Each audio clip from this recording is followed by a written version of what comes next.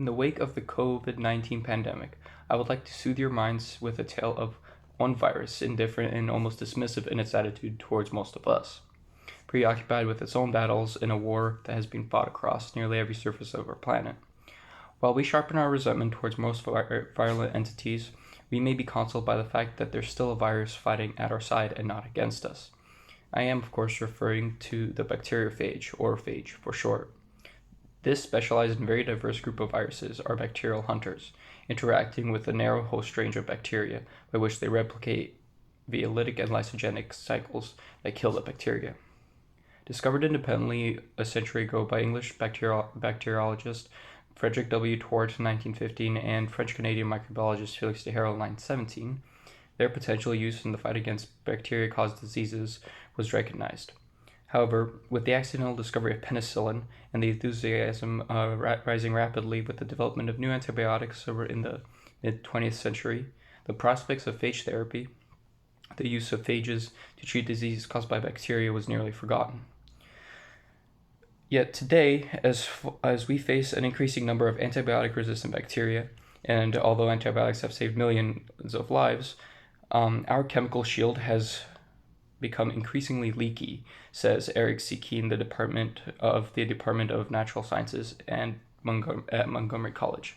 To convey the seriousness of this situation, according to the CDC, in 2019, more than 2.8 million antibiotic-resistant infections occurred in the U.S. Each year, and more than 35,000 people die as a result annually. Consequently, the advantages and shortcomings of bacteriophages and their potential use in phage therapy against modern superbugs has been discussed, and that's what we'll be doing today. So, to begin with some positive sides of phage therapy. Promising characteristics of phage therapy include auto-dosing non-toxic and selective targeting characteristics.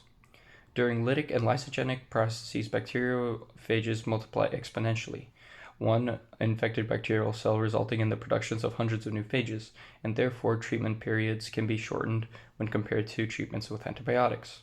The exponential-like reproduction of phages is not in itself a toxic or harmful process, since phage bodies consist mostly of nucleic acids and proteins, meaning that having hundreds of replicating phages in your body when you're undergoing phage therapy isn't actually going to harm you, because they're focused and can only interact with those bacteria that they were sent in to kill. Furthermore, as the result of their host specificity, which is kind of what I just went over, the effects of phage therapy remain solely concentrated on targeted disease-causing bacteria, and phage therapy treatments, unlike antibiotics, do not carpet bomb a patient's entire system, killing both the invading, which are the bad bacteria, and the naturally occurring good bacteria, like in your gut. So, decades of abusing antibiotics has given bacteria a chance to build up a tolerance against different antibiotics and forms of treatment. However, phages lyse targeted bacterial cells via mechanisms unlike antibiotics, and therefore can be used when antibiotics fail against multi-drug resistant bacteria. Additionally, the abundance of bacteriophages allows the multiple phage families to target similar bacteria. Therefore, if bacteria become resistant against one phage, another can still kill it. Furthermore, while bacteria may learn to tolerate a bacteriophage just like they do with antibiotics, it tends to decrease its resistance to antibiotics as it does so, and then the antibiotic can be used instead of the bacteriophage, so you can just flip back and forth.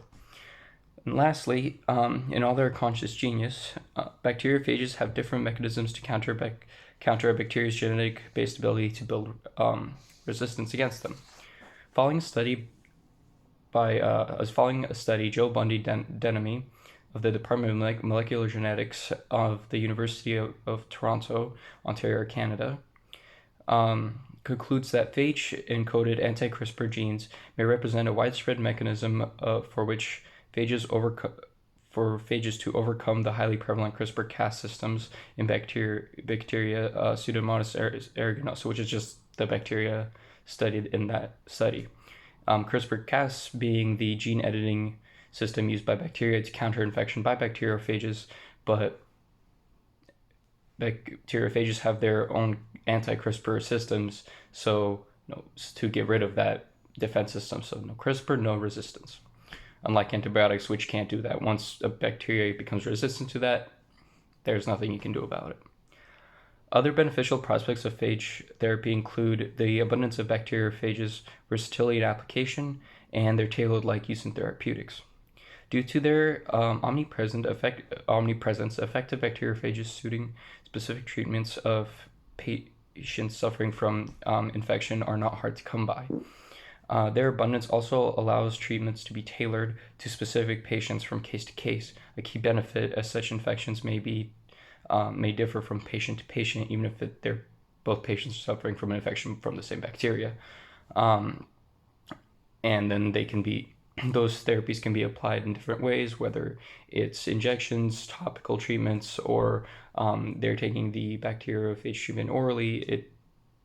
It's almost unlimited what you could do with it. So there are, of course, some shortcomings of phage therapy, and a lot of that has to do with a lack of research and knowledge sharing, which has impeded the study of potential side effects of phage therapy, which is why it remains a controversial topic. As a couple examples, limited research shows active interaction between immune system and bacteriophages, even though this research is limited, but it's still a concern if you have the possibility of degradative immune responses triggered by the presence of phages that aren't normally found in the human body, just like when you put anything in the human body that doesn't naturally occur there. Additionally, as lysis occurs, targeted bacterial cells may release endotoxins, buildup of which may cause side effects in patients receiving phage therapy. So basically, just the dying bacteria themselves that are being killed by the phages their dead bodies may release toxins as they perish. And lastly, and the most prominent shortcoming of phage therapy can be contributed to a lack of general consensus among collaborating medical and research communities recognizing bacteriophages as potential and marketable agents against multi-drug resistant bacteria. So after the discovery of penicillin, while the rest of the world was focused on antibiotic cures, only a few post-Soviet countries pursued research regarding phage therapy.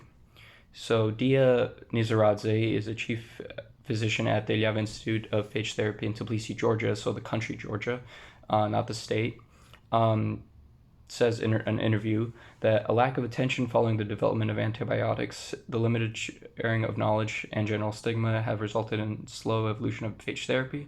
She further explained that the unique cases that call for the use of phage therapy result in very specific and tailored treatments. Consequently, they are hard to advertise and sell to medical companies, so it's really hard for phage therapy to become an over-the-counter kind of treatment like some antibiotics.